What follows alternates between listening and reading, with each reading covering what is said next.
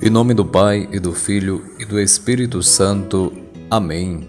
Hoje, 20 de agosto, terça-feira, dia que nós recordamos a presença dos anjos em nossa vida. E como é importante ter amizade com seu anjo da guarda. Não podemos nomeá-lo, é óbvio, mas podemos de fato invocá-lo, pois cada um de nós tem um anjo da guarda. Jesus inclusive falou sobre não escandalizar as crianças, porque o anjo delas está presente e vê nossas ações. De modo que o próprio Jesus fala a respeito dos anjos. Existe o mundo celestial, o reino dos céus, o reino de Deus.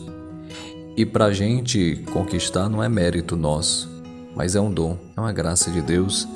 E precisamos nos empenhar, de fato, a cada dia, buscando renovar o nosso coração. Mas somos sabedores também que ainda existem muitas pessoas que não tiveram a experiência com Deus, não foram educados na fé como deveria ter sido, outros desviaram o caminho, então existem muitas realidades. Mas a vontade de Deus é de nos salvar. E Ele fundou a sua igreja e escolheu 12 homens para continuar esta missão salvífica, onde Ele próprio Jesus continua agindo na comunidade, neste mundo ainda hoje.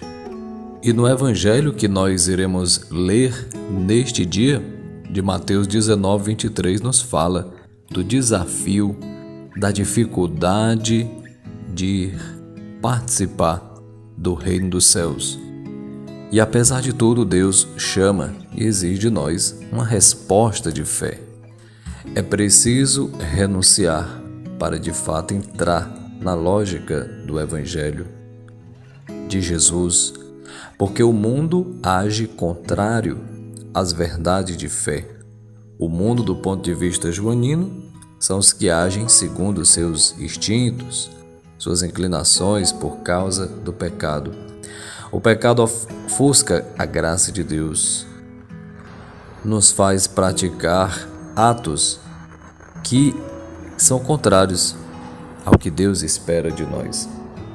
Se observarmos a atitude de boa parte dos discípulos de Jesus, veremos que eles, ao terem sido chamados pelo Mestre para segui-lo, deixaram para trás o quê? Família, trabalho, e passaram a viver das dádivas recebidas de pessoas amigas que os hospedaram. Eu, por exemplo, como sacerdote, falando da minha realidade, deixei meu trabalho, minha casa, minha família, para ir morar no seminário e daí em diante todo um processo de formação, de trabalho, de estudo, de oração, para me dedicar às coisas do reino de Deus. Isto desde o início acontece quando Deus nos chama e Ele, repito, exige de nós uma resposta.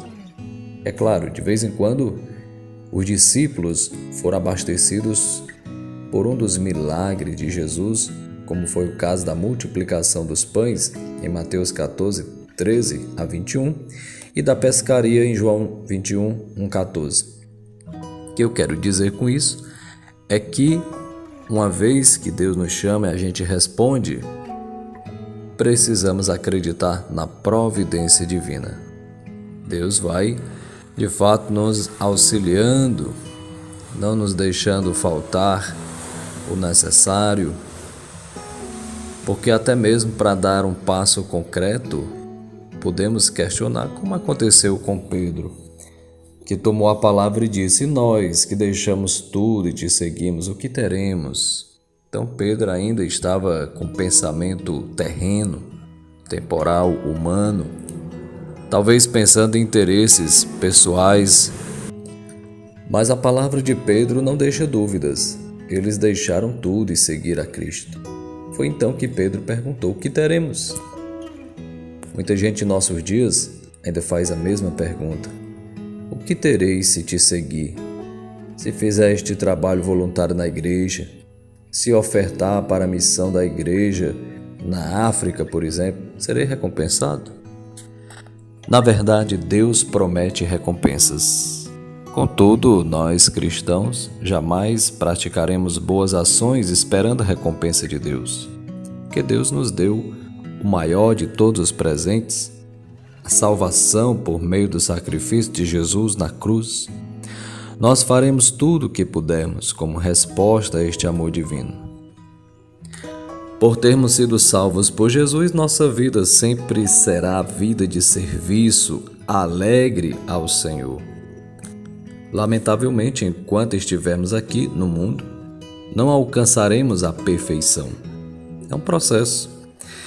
Mas nos esforçaremos em agradar ao nosso Deus com as obras que Ele aguarda que a gente faça.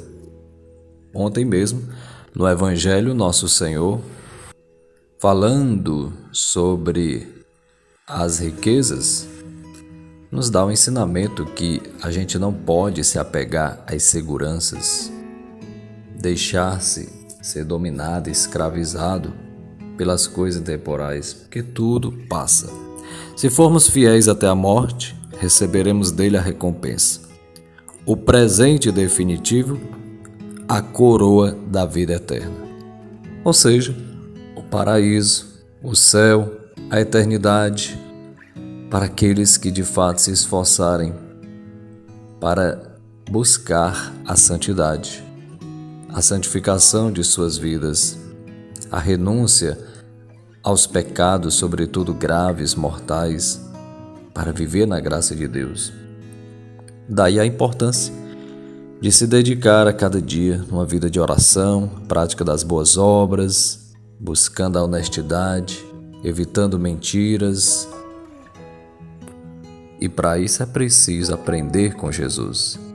Por isso é importante termos o nosso momento para oração, para leitura com a palavra de Deus e assim por diante. Louvado seja Deus por muitos participarem de grupos de oração e ali buscarem evoluir na vida espiritual.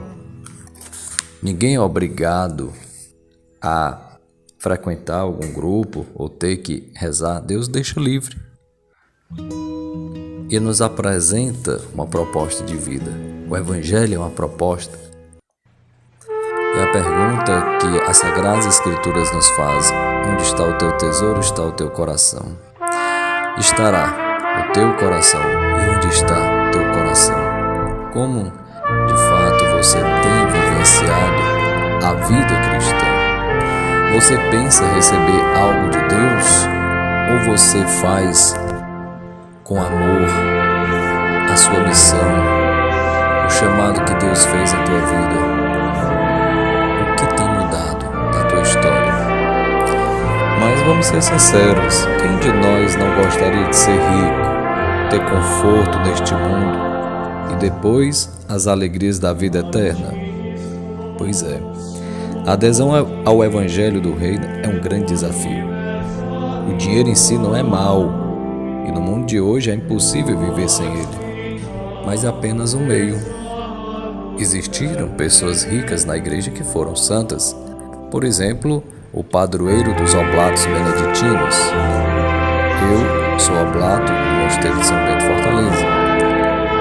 Na época antiga, por exemplo, o imperador, o Henrique da França, que é o Santo Henrique, era oblato beneditino, fez várias reformas e com os bens materiais que ele possui ajudou muito na igreja em suas necessidades.